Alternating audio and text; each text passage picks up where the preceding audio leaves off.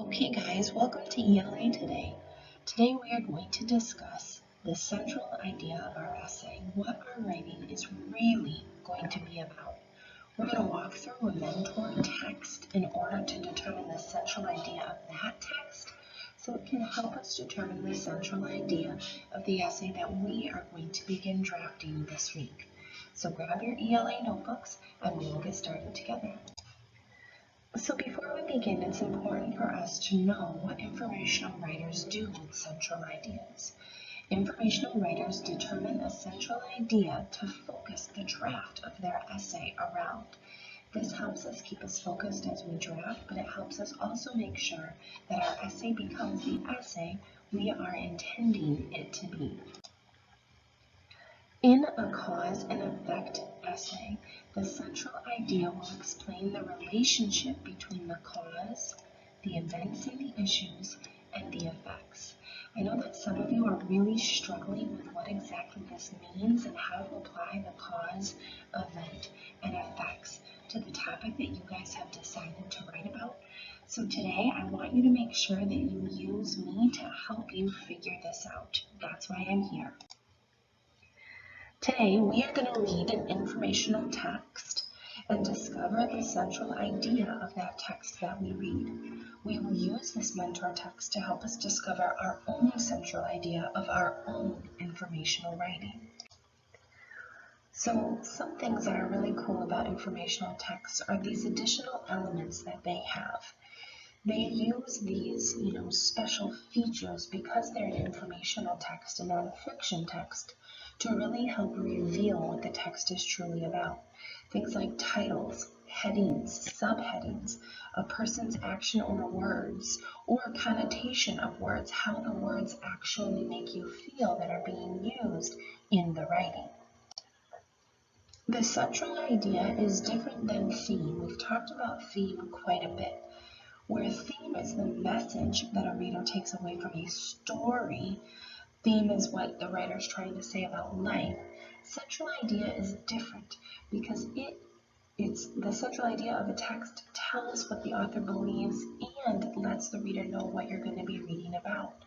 So the central idea looks at special features about what the topic of the text is. It looks at certain parts of the text structure and how the information is organized to really help understand the true meaning of the text. And then it looks at the main ideas, but also different sections. Remember how we talked about organization of evidence and headings and subheadings that really help create your central idea of a story. Of an informational piece. So today we're going to read an article together, and this article comes from secret.com. It's actually Discovery Ed's article, and I'm going to read it out loud to you. Please follow along as I read aloud. Humans may be to blame for shark attacks. Air travel, overfishing, and global warming are all seen as contributing to the uptick in shark attacks. So here's the gist. So far this year, and this came in August of 2011, so it's a little bit older of an article, but I thought it was interesting. So far this year, there have been 6 deaths and 7 injuries due to shark attacks, according to the unofficial toll. While those numbers are minimal compared to other risks, they are higher than in past years. Experts say low-cost air travel is bringing tourists to areas previously unvisited by humans. I looked up this article after my brother came home from his spring break trip, and someone that they were near at the beach was actually bitten by a shark this year in Florida on spring break. An apparent increase in shark attacks may well have a human cause, with low-cost air travel, but also overfishing and possibly global warming among the hidden suspects, say experts. Headlines this week were grabbed by a decision to close beaches in the Seychelles after a shark savaged a British honeymooner before the horrified gaze of his spouse. In the second fatal attack there in 15 days, the Russian Pacific coastal region of Primorye, a shark mauled a 16-year-old boy a day after a man lost his forearm defending his wife. In the Caribbean, a woman vacationing in Puerto Rico received a foot-long shark bite as she swam in a tourist haunt. The bioluminescent adjacent Bay of Vieques. News: what's behind the shark attacks? Let's continue. According to the International Shark Attack File compiled by the University of Florida, 79 unprovoked shark assaults occurred around the world in 2010, 6 of which were fatal. This was the highest number in a decade, amounting to an increase of 25% in 2009, when there were 63 with 6 fatalities, and 49% over 2008, which had 53 reported attacks. 4 of them mortal. So far this year, there have been 6 deaths and 7 cases of injuries, according to an unofficial toll. Compared to the deaths from smoking, road accidents, lightning strikes, or even from other animals, the risk is minute, say experts. The attention from shark attacks is completely overblown, says Agif, a scientist in a French group, the Association for the Study of Conservation of Cetaceans, a category that includes sharks and rays. Marine biologists say there is little research into the cause of shark attacks, but point to several possibilities, all linked to humans themselves. Number 1 is quite simply the growth in mobility, with cheap air travel and package vacations enabling people to swim, snorkel, surf, or dive in places that previously had no human presence. The growth in shark attack numbers does not necessarily mean there's an increase in the rate of shark attacks. Rather, it most likely is reflective of the ever-increasing amount of time spent in the sea by humans, which has increased the odds of interaction between the two affected parties. Increases the odds of interaction between the two affected parties. One case, I'm going to skip down to here, that stands out occurred in the Egyptian resort of Sharm el-Sheikh, where sharks made up 5 attacks in 1 week in the November-December of last year, one of which was fatal. The finger of blame was pointed at the passing livestock transport ship that had dumped sheep carcasses overboard, and at the operators who illegally fed sharks to thrill the tourists.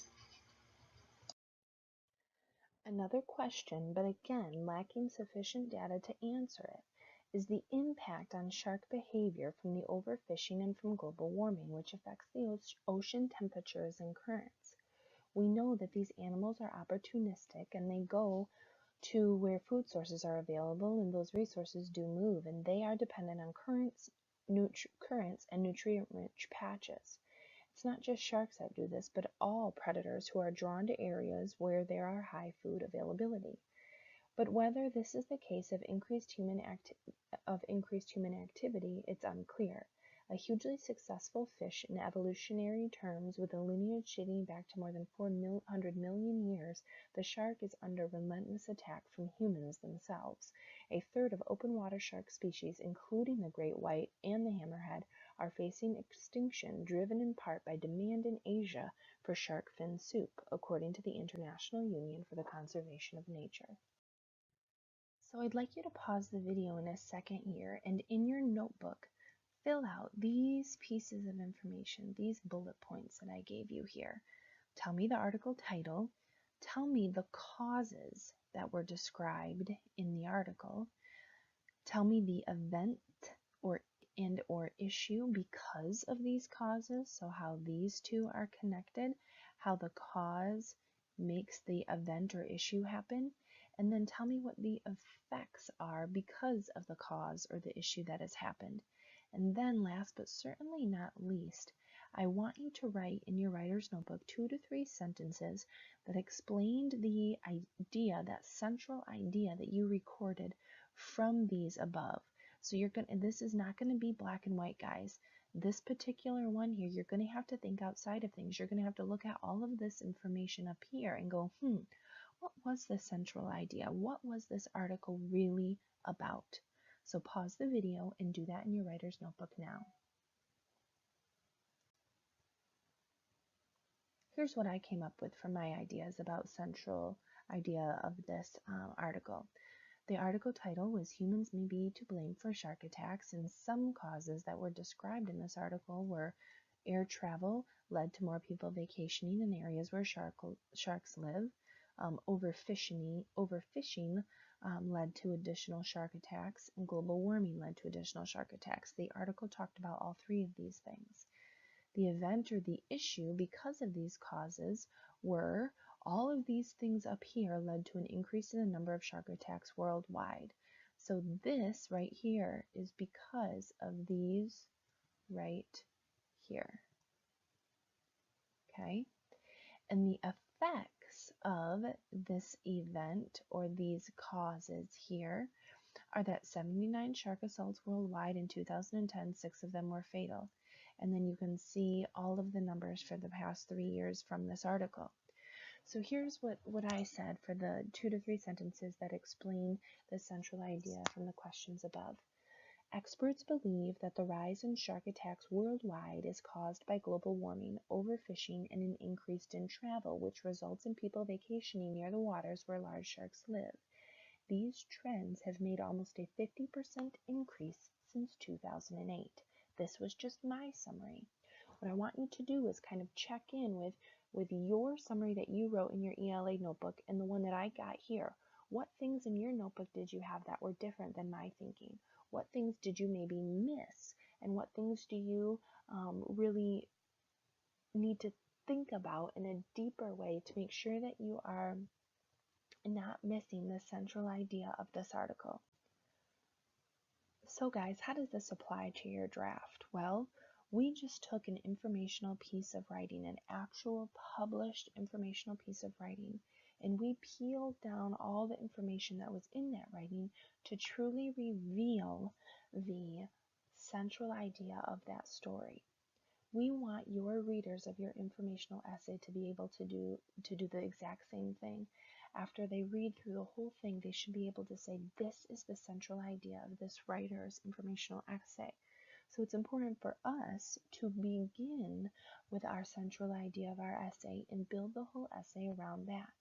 So today, you're going to complete a discussion board in class for an assignment today that answers 2 questions. Number 1, what is the driving question of your essay? Using cause and effect, of course. What question are you going to answer in your essay? Is it, how does Harry Potter help me become a better reader?